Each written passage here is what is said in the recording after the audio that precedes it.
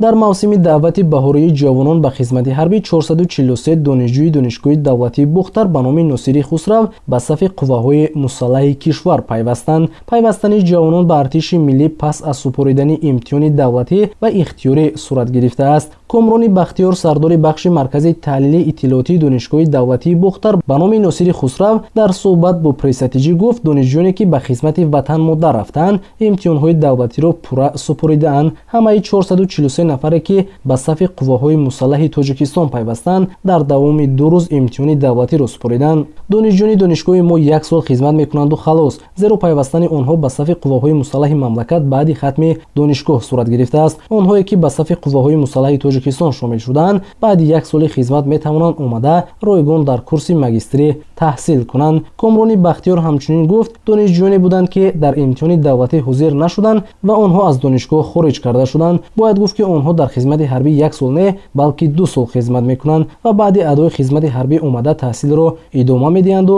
имтиҳони давлатиро месупоранд то соҳиби диплом гарданд. Хабарҳои Тоҷикистон ва ҷаҳон дар прессатиҷӣ.